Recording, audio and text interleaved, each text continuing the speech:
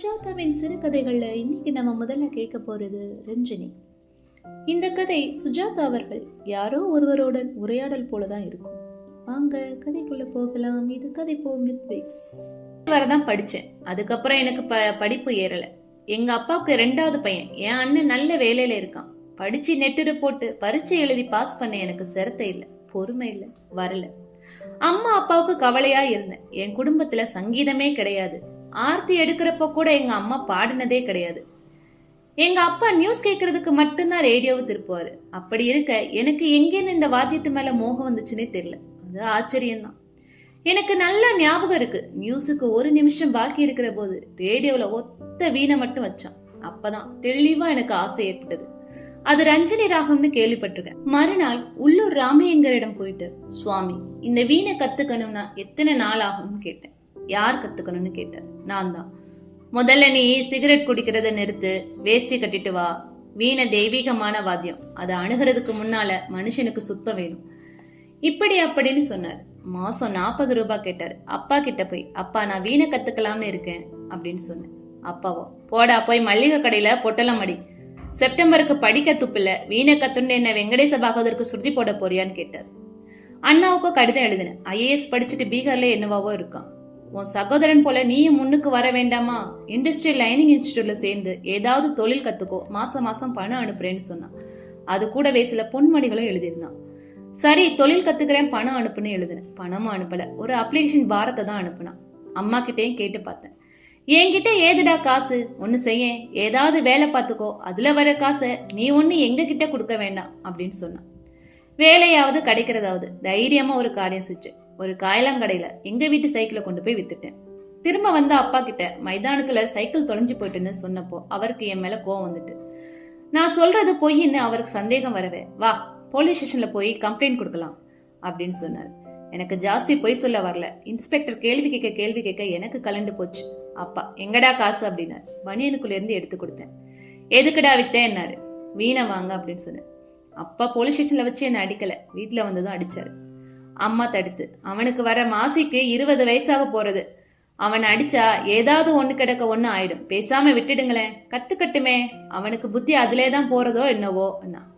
அப்பாவோ, என்ன அடிக்க உங்களுக்கு உரிமை இருக்கு, நான் உங்களுக்கு உபயோகம் இல்ல, சுமையா இருக்கேன். ஆனா நீங்க இந்த காசை எனக்கு கடன் மாதிரி கொடுங்க, மாசம் மாசம் கணக்கு வச்சுக்கோங்க, எப்படியாவது பிற்காலத்துல சம்பாதிச்சு உங்களுக்கு திருப்பி கொடுத்துட்டேன். அப்பா சிரிச்சாரு. அப்பாவையும் குத்தம் சொல்ல முடியாது. மூத்த பையன் வசதி வாய்ப்பு வந்ததுமே அப்பா அம்மாவை மறந்துட்டான். சௌக்கியம்னு கடிதாசி மட்டுமே எழுதுறானே ஒழிய காசு பணம் எதுவும் கிடையாது. அப்பாவோட பென்ஷன்ல தான் நாங்க 3 பேருமே வாழணும். அதனாலே என்னை எப்படியாவது ஒப்பேத்தி விடணும்னு ஆசைப்பட்டாரு. நானும் வீணை வாசிக்கணும்னு. அப்புறம் ராமையங்கார் அப்பா கிட்ட போய் பேசி அதட்டி மாசம் 25 ரூபாய்க்கு சம்மதிக்க வச்சாரு. நான் வீணை கத்துக்க ஆரம்பிச்சேன். இதுல பாருங்க சார், என்னுள்ள ஒரு புயல் இருந்து அதுக்கு வெளியே வர ஒரு வாய்ப்பு கிடைச்சாப்ல ஆயிடுது. நான் ஆரம்பிச்ச விதமே தப்பு. எனக்கு வாத்தியம் கையாள தொடங்கின வெள்ளிக்கிழமை ஞாபகம் இருக்கு. வாத்தியத்தை விழுந்து சேவிக்க சொன்னார். மாயமளவ கோவின் சுரங்களை எல்லாம் புள்ளி வச்சு மார்க் போட்டுருச்சு. அந்த வீணையில ராமையங்கார் இதுதான் சன்னு தட்டினாரு. என் கை விரலை மடக்கி அழுத்தம் நாத கொடுக்க பண்ண சொன்னார். எப்படி அழுத்தணுங்க தெரிஞ்சதுக்கு அப்புறம் 2 சுரம் பிசுறு இல்லாம சுத்தமா கேட்டப்புறம் எனக்கு சைக்கிள்ல பேலன்ஸ் கிடைச்சாப்ல ஆயிடுது. அதையே 108 தடவை வாசிக்க சொல்லிட்டு பின்கட்டு பக்கம் போனாரு. அவர் போன உடனே மத்த சுரங்களை தேட ஆரம்பிச்சேன். அந்த பெரிய கம்பியை தட்டி பார்த்தேன். அதுல ஒரு ஸ்வரத்தை பிடிச்சு கொண்டேன். அது இனிமையாவும் இருந்துச்சு. திரும்பி வந்த வாத்தியார் கேட்டுண்டே வந்தாரு. கோபிச்சும் கிட்டாரு. நிதானம் வேணும், சாதகங்கிறது இந்த மாதிரி கண்ணா பின்னா என்று தேடி வாசிக்கிறதுல என்று சொல்லி சங்கீதத்துல இருக்கிற ஆதார சுரங்களை பத்தி சொன்னார். அஸ்திவாரம் கட்டுறத பத்தி சொன்னாரு. பொறுமை வேணும்னாரு. எனக்கு பொறுமை இல்ல, அதான் என்கிட்ட இருந்த தவறு. அந்த சரளி ஜட வரிசைகளை எல்லாம் வர்ணனங்களை எல்லாம் நிதானமா பெம்மநாட்டி மாதிரி ஒவ்வொரு தடவையும் தாள கம்பிகளை செதற அடிச்சுண்டு வாசிச்சு பழக்க பொறுமை இல்லை. ஏதோ நாளைக்கு செத்துற போற மாதிரி அதுக்குள்ள இந்த வாத்தியத்தை கரக்காண வேணுங்கிறாப்ல அவசரம். நோட்ல எழுதி நெட்டுரு போட முடியல. அவரோட சேர்ந்து வாசிக்க முடியல. 2 மாசம் பார்த்தாரு. எங்க அப்பாவை கூப்பிட்டு சொன்னாரு, உங்க பையனுக்கு கட்டுப்பாடு கிடையாது, அவனுக்கு சங்கீதம் வராது சுவாமி, உங்க பணம் வேஸ்ட். எனக்கு அழுக வந்துச்சு. அப்படி சொன்னதால இல்ல, என்னை வீணை வாத்தியத்துல இருந்து பிரிச்சு புட்டாரு. என் விரல் பழகிறதுக்கு முன்னால என் மனசுல வடிவமா இருந்த ஆசைகளை எல்லாம் விரல் வழியா ரூபம் பெறுவதற்கு முன்னாலேயே என்னை பிரிச்சுட்டாரு. அப்பதான் எனக்கு வேலையும் கிடைச்சது. அதுவும் அப்பாவாலதான். உள்ளூர் கோஆபரேட்டிவ் ஸ்டோர் பிரசிடென்ட் தெரியும் அப்பாவுக்கு. அதுல ஒரு கிளர்க்கு டைஃபாய்டுக்கு 2 மாசம் லீவ் போட்டிருந்தாரு. அந்த லீவ் வேகன்சில தான் மன்றாடி எனக்கு வேலை கிடைச்சது. கிலோ 4.66 பைசா மேனிக்கு 6 கிலோ 75 கிராம்னு டெசிமல் கணக்கு போட ஆரம்பிச்சேன். எழுதுற போது 6 5 30 6 7 42 பெருக்கள் மெதுவா ராகமா மாறி மனசில் சஞ்சாரம் பண்ணும். அந்த பேர் இல்லாத நம்பர் இல்லாத வடிவங்களை தேடுவேன். கணக்குல நிறைய தப்பு பண்ணி ராத்திரி 9:30 மணி வரைக்கும் கூட்டி கழிச்சும் சரியா வராது. அவளுக்கோ பொறுமை எழுந்து போக எனக்கு வேலை போச்சு. அப்புறம் என்ன, நானே என் சொந்த முயற்சியில முனிசிபாலிட்டி சேர்மன் கிட்ட போய் கெஞ்சி கேட்டு அவர் ஓனரா இருக்கிற பெட்ரோல் பங்க்ல கணக்கு எழுதுற வேலை கிடைச்சது. மறுபடியும் பெட்ரோல் டீசல் லிட்டர் கணக்கு தான். கொஞ்சம் கவனமா இருந்தேன்.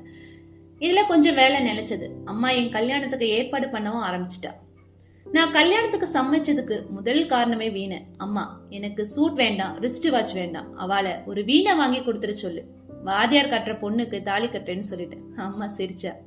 எனக்கு கல்யாணம் நடந்தது. நெருப்புல நெய்ய விடுற போது நாதஸ்வர சங்கீதத்துல ஆழ்ந்து தவில் கருவி மாதிரி உருளுவதை கவனிச்சுண்டு அவ பட்டு புடவையெல்லாம் நெய்யாக்குன ஒரே மாப்பிள்ள நானான்னு நினைக்கிறேன். அந்த பாவி பயல் மலை மாறுதா அப்படி வாசிச்சான். என் கல்யாணம் நடந்தது. அதுக்கு முன்னால ஒரு நல்ல தஞ்சாவூர் வீணையா வாங்கியாச்சு. புதிய வீணை, புதிய பெண், இரண்டுமே எனக்கு மிகவும் புதுசு. ரெண்டுமே பெரிய சப்ஜெக்ட். வீணையை பத்தியாவது கொஞ்சம் பரிச்சயம் உண்டு, பெண்ணை பத்தி ஒண்ணுமே தெரியாது. நாங்க 2 பேரும் அறைக்குள்ள படுத்துக்கிற சந்தர்ப்பம் வந்த போது அந்த வீணை ஓரத்துல இருந்தது. 3 மணி நேரம் அவ சும்மா உட்கார்ந்துருக்க. நான் ஸ்வரங்களை தேடி கொண்டிருந்தேன். நிமிர்ந்து பார்த்த போதான் அவ உட்கார்ந்திருந்ததே எனக்கு ஞாபகம் வந்தது. அவ கண்கள்ல என்னையும் வாசிங்களேன்னு சொன்னது போல இருந்துச்சு. ஒரு வீணைக்காக கணவனான என் வாழ்க்கை எப்படி இருக்குன்னு யோசிச்சு பார்த்தேன். கல்யாணங்கிறது ரொம்ப பெரிய பொறுப்பு சார். எனக்கு அது முதல்ல தெரியல. ஆனா ஒரு வாரத்துக்குள்ளே நாம எப்ப தனி குடுத்தன போறோம்னு கேட்டா பாருங்கோ, அப்போ தெரிஞ்சது. பெட்ரோல் பங்க் கிளர்க்கு எப்படி வாடகை கொடுத்துண்டோ தனியா இருக்க முடியும். அம்மாவுக்கும் அவளுக்கும் கொஞ்சம் சரிப்பட்டு வரல. அம்மாவை பத்தி அவ புகார் சொல்றது எனக்கு பிடிக்கல.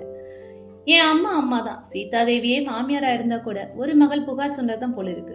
ஆதி காலத்துல இருந்து ரஃபா இருக்கிற உறவு போல இருக்கு சார் இது. நான் இதெல்லாம் கவனிக்கிறதே இல்லை. வீணை தான். காலையில அவசரமா பல்ல தேய்ச்சிட்டு வீட்டு காப்பி சாப்பிட்டுட்டு உட்கார்ந்துடுவேன். 1.5 மணி நேரம் சாதகம். அப்புறம் பங்குக்கு போய் வந்த உடனே 8 மணி வரை ஒரு சினிமா கிடையாது, விளையாட்டு கிடையாது. பெண்டாட்டிக்கு எப்படி இருக்கும்? என் முதல் பொண்ணுக்கு கூட ரஞ்சினின்னு பேர் வச்சேன். ரேடியோல ஆடிஷனுக்கு போய் வந்தேன். மிருதங்கத்துடன் வாசித்து பழக்கமே இல்லை. முழுசா 3-4 கீர்த்தனை வாசிக்க கத்துட்டு வாங்கன்னு சொன்னான் அந்த அதிகாரியோ யாரோ. சரிதான் போயான்னு வந்துட்டேன். எனக்கு எதுக்கு இந்த ஆசையெல்லாம்? ஆனா என் வாசிப்புல நிச்சயம் இம்ப்ரூவ்மெண்ட் இருந்தது. பேசாம கணக்கு எழுதிட்டு இருந்தேனோ இல்லையோ, இந்த சிதம்பரம் வந்து வெறுப்பேத்திட்டு போயிட்டான். சிதம்பரம் என் பழைய பள்ளிக்கூட சிநேகிதன். பட்டணத்துல செயலா இருக்கான். ரொம்ப நாளைக்கு அப்புறம் தகப்பனார பார்க்க லீவ்ல வந்தான். என்ன வந்து பார்த்தான். இப்ப என்ன பண்றேன்னு கேட்டான். பெட்ரோல் பங்க்ல கணக்கு எழுதுறேன், கூடவே வீணையும் வாசிச்சுட்டு இருக்கேன்னு வாசிச்சு காட்ட சொன்னான். ஒரு பாட்டு வாசிச்சேன். என்னடா அது, இந்த மாதிரி வாசிப்பை வச்சுட்டு பெட்ரோல் பங்க்ல கிளர்க்கா இருக்கியா? வாசிப்பு என்ன லெவல் தெரியுமா? இப்ப முன்னணியில இருக்கிறவாள்லாம் இங்க இருக்கான்னா நீ அங்க இருக்க. மெட்ராஸுக்கு வாடா, ஒரு சபையில வாசி போதும். காட்டு தீ மாதிரி பரவிடுவ, காசு புகழ் வரும். பாவி பயல, இன்னமா வாசிக்கிற? அவன் சொன்னதுல ஒன்னும் பொய்யோ முகஸ்துதியோ இல்லைங்கிறது தெரிஞ்சது. கிளம்புற போது கூட அப்பா கிட்ட என்னை பத்தி ஓஹோன்னு சொன்னான். உங்க வீட்டுல இருக்கிறது ஒரு ஜீனியஸ்னு சொன்னான். அப்பா மெட்ராஸ்ல மல்லக்கொட்டை என்ன விலை வைக்கிறதுன்னு விசாரிச்சாரு. அவன் போன அப்புறம் எனக்கும் கொஞ்சம் ஆசை வந்துட்டு போய் தான் பார்க்கலாமேன்னு பட்டுச்சு. பெட்ரோல் பம்புக்கும் டீசல் பம்புக்கும் கம்ப்ரஸருக்கும் பேரோடு புத்தகத்துக்கும் பிரியாவிடை கொடுத்துட்டு சம்பள பாக்கி 87 ரூபா எண்ணி வாங்கிட்டு வடக்கே சூலம் இல்லாத ஒரு நாள பெண்டாட்டி குழந்தை வீண சகிதமா கிளம்பிட்டோம். சாமான்லாம் ஜாஸ்தி எடுத்துட்டு போல, ஏராளமான நம்பிக்கை தான் எடுத்துட்டு போனேன். பழைய மாம்பழத்துல ஒரு வீட்டுல ஒரு ஓரத்துல இடம் பார்த்து வச்சான் சிதம்பரம். சின்ன ரூம். வீணை வாசிக்கிறோம்னா கூட கிராஸா உட்காந்தாதான் முடியும். அப்புறம் சிதம்பரம் தனக்கு தெரிஞ்ச சபா செக்ரட்டரி எல்லாம் என்னை அழைச்சிட்டு போய் அறிமுகப்படுத்தி வச்சான். எனக்கும் ஒரு சான்ஸ் வந்தது. நான் செய்த முதல் கச்சேரியை பத்தி சொல்றேன். என் டேர்ன் எப்போ வந்தது தெரியுமா? பஸ்ஸுக்கு 4 இடம்னு எல்லோரும் எழுந்து போனதுக்கு அப்புறம் லேட்டா வந்தது. கொடுத்த 1.25 மணி நேரத்துல ஒரே ஒரு பாட்டை பூர்ணமா கூட வாசிக்க முடியல. அந்த மிருதங்கக்காரர் வேற கொஞ்சம் சீனியர் ஆசாமி. என்ன பூச்சியா மதிச்சு தண்டிட்டு இருந்தாரு. முன் வரிசையில் யாரையோ பார்த்து அடிக்கடி சிரிச்சுன்னு இருந்தாரு. நான் என்னென்னவோ செய்ய இருந்தவன், எப்படியோ காட்டிருந்த திறமையெல்லாம் அந்த சோம்பேறித்தனமான காலி நாற்காலி ராத்திரியிலே கரைஞ்சிட்டுது. ஒரு பிரஸ் ஆளு வரப்போறாருன்னு எல்லாரும் எதிர்பார்த்துட்டு இருந்தா. அவர் வேற ஏதோ பரதநாட்டிய கச்சேரிக்கு போயிட்டாராம். என் கச்சேரி முடிஞ்சதும் ஒரே ஒரு வயசானவர் வந்து என்னை தட்டி கொடுத்து, நானும் எவ்வளவோ கேட்டிருக்கேன், நீ ரொம்ப பேஷா வாசிக்கிற, இந்த நூற்றாண்டின் மகாமேதனின்னு சொன்னார். சொன்னா என்ன, பரவலா என் கச்சேரி ஏதும் சலனம் உண்டு பண்ணாப்ல தெரியல. என்னவோ பட்டணம் சொல்றாங்க, பிரதானம் வந்துடும், கச்சேரிக்கு 700-800 எல்லாம் சர்வசாதாரணமா கிடைக்கும், அப்படி இப்படிங்கிறாங்க. நான் 1 வருஷம் பூரா முயற்சி பண்ணி பார்த்தேன், அலையா அலைஞ்சேன். ஃப்ரீயா வாசிச்சேன், 10 பேருக்கு வாசிச்சேன், தனியாவும் வாசிச்சு காமிச்சேன். ஒரே ஒரு தடவை வார பத்திரிகையில என்னை பத்தி புதுவிதமான பாணிகளுக்கெல்லாம் கையாளுறான்னு வந்துச்சு. ஒரு சினிமா நடிகை பத்தின புதுவிதமான போட்டோ தகவலுக்கு பக்கத்துல சின்னதா ஒரு ஓரத்துல வந்துருந்துச்சு. என்னை பத்தி போட்டிருந்ததை நிறைய பேர் படிச்சிருப்பாங்களான்னு சந்தேகம். என் வாசிப்பை கேட்ட எல்லாருமே புதுவிதமா தான் வாசிக்கிறாரு, புரியாத ராகங்கள்ல தைரியமா விளையாடுறாருன்னு எழுதியிருந்தாங்க. 24 வயசுக்கு அற்புதமான வாசிப்புன்னு சொன்னாங்க. எல்லோருக்கும் என் திறமை மேல ஆச்சரியம் இருந்துச்சு. என் வித்தத்தை பத்தி ஒருத்தருக்கும் சந்தேகம் இல்ல. ஆனா முன்னுக்கு வரதா சாமர்த்தியம் போதாதுனாங்க. எப்படி முன்னுக்கு வர்றது? எவ்வளவு நாள் பெண்டாட்டியோட நகைகள் தாங்கும்? வேற என்ன வழி இருக்கு சொல்லுங்களேன். என் கலைகளை பற்றி சந்தேகம் இருந்தா வீட்டுக்கு வாங்க, 34A கவரேஜ் ஸ்ட்ரீட், பிள்ளையார் கோயிலுக்கு பக்கத்துல, வாசிச்சு காட்டுறேன், கேளுங்க. எங்க சார் தப்பு? திரும்பி போயிட்டுமா? எவ்வளவு விஸ்தாரமா எழுதுறேன்னு கடைசியில உங்ககிட்ட கைமாத்தா 5-10 கேட்க போறேன்னு நினைச்சுக்காதீங்க. இல்ல சார், பகவான் என்ன அவ்வளவு தூரம் கொண்டு போகல. கடைசியில ஒரு வழி காட்டினான். என் பண கஷ்டம் தீர்ந்து போச்சு, என் வீணையாலேயே. எப்படின்னு சொல்றேன். நான் குடியிருக்கிற வீட்டு மாடியிலே ஒரு 30-32 வயசுக்கார கிறிஸ்தவர் ஒருத்தர் இருந்தாரு. பேரு பெர்னாண்டஸ், பேச்சுலர், ரொம்ப நல்ல மாதிரி. அவர் ஒரு நாள் வந்து, சார் நீங்க தான் தினம் வாத்தியம் வாசிக்கிறீங்களான்னு கேட்டார். ஆமாம்னு. என்ன வாத்தியம்? சித்தாரா அப்படின்னு கேட்டார். இல்ல, வீணன்னு. சித்தார் மாதிரியே வாசிக்கிறீங்களே, ரொம்ப வேகமா இனிமையா இருக்குது சார் என்றார். தேங்க்ஸ். சித்தார் வாசிப்பீங்களான்னு கேட்டாரு. அதுவும் கம்பி வாத்தியமான்னு. ஆமா, மாடிக்கு வாங்க, என்கிட்ட ஒரு சித்தார் இருக்குது, கூட்டிட்டு போனாரு. அந்த 6 கம்பி வாத்தியம் வீணையை விட சின்னதா இருந்துச்சு. கம்பி அமைப்பு தலைகீழா இருந்தது. கீழ்கம்பி சின்னதா இருந்துச்சு. கீழ்கம்பி முன்னாலேயும் மேல் கம்பி கடைசிலையும் வாசிச்சு பார்த்தேன். அரை மணியில அந்த வாத்தியத்தை அலட்சியமா வாசிக்க ஆரம்பிச்சேன். அவர் ஆச்சரியப்பட்டார். இன்னைக்கு முதல்ல வாசிக்கிறீங்களா இத அப்படின்னு கேட்டாரு. ஆமான்னு. உங்களுக்கு மேற்கத்திய சங்கீதம் பிடிக்குமான்னு கேட்டாரு. ஜாஸ்தி கேட்டதில்ல சார் அப்படின்னு. நீங்க எதுல வேலை செய்யுறீங்கன்னு கேட்டாரு. எனக்கு வேலையே கிடையாதுன்னு. அப்போ உடனே என் கூட வாங்க சார்னு கூட்டிட்டு போனாரு. தீநகர்ல ஒரு வீட்டுல மாடியில கீத்து கொட்டாய் போட்டிருந்தாங்க. அதுல 10-15 பேர் உட்கார்ந்துருந்தாங்க. பெர்னாண்டஸ் அந்த குரூப்புக்கு என்ன அறிமுகப்படுத்தினாரு. வாத்தியார்கிட்ட விஷயம் இருக்கு, வீணையில பூந்து விளையாடுறாரு. அந்த இடத்துல விதவிதமான வாத்தியங்கள் எல்லாம் இருந்துச்சு. எல்லாம் மேற்கத்திய வாத்தியம். அந்த வாத்தியங்களோட பேரெல்லாம் எனக்கு பிற்பாடி அத்துப்படி ஆயிடுச்சு. டபுள் ஃபேஸ், எலக்ட்ரிக் வேலையா 3 சித்தார், சாக்ஸ் அதாவது சாக்ஸாபோன், இதுல டெனர், ஆல்டர்னர் 2 ஜாதி, ட்ரம்பெட், லாட்டின் தல வாத்தியங்கள், அக்கார்டியன், அப்புறம் நம்ம தேசத்து சித்தார், ஸ்ட்ரோட், தபலான்னு ஒரே கதவம். அந்த கோஷ்டி பிலிம்ல பின்னணி வாசிக்கிறாங்களாம், சில பாட்டிகளையும் வாசிக்கிறாங்க. அட்வர்டைஸ்மெண்ட் வேலைகளை எல்லாம் செய்யறாங்க.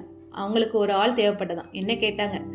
ஈக்குவலா மாச வருமானம் 150-200 தரோம் சார் அப்படின்னாங்க. சமைச்சேன். சமீபத்துல ஒரு சோலோ ரெக்கார்ட் கூட கொடுத்திருந்தாங்க. சார் வீணேல் தான், நீங்க கூட ரேடியோல கேட்டிருப்பீங்களே. அதுல முதல்ல டங் டங் டங் டங் கீழே தந்திய தட்டுறேன். அது முடிஞ்சதும் அந்த ஆள், மணி 5 ஆகிவிட்டதே, என் தலைவலி இன்னும் தீரவில்லையே என்றான். உடனே அந்த பெண், கவலைப்படாதீங்க, ஒரு வில்லை மாத்திரை சாப்பிடுங்கள் என்றார். நான் உடனே படபடவென்று சந்தோஷமா கமாஸ் வாசிக்கிறேன். அவர்கள் இருவரும் சேர்ந்து, எப்பொழுதும் உங்கள் வீட்டில் ஒரு புட்டி மாத்திரைகளை வைத்திருங்கள் என்கிறார்கள். அரை நிமிஷம் கூட இல்ல சார், அதற்கு 5 ரூபாய் கொடுத்தான். யார் சார் சொன்னது கலை சோறுபடாதுன்னு? மீண்டும் கதைக்கலாம் வேறு ஒரு கடையுடன். நன்றி.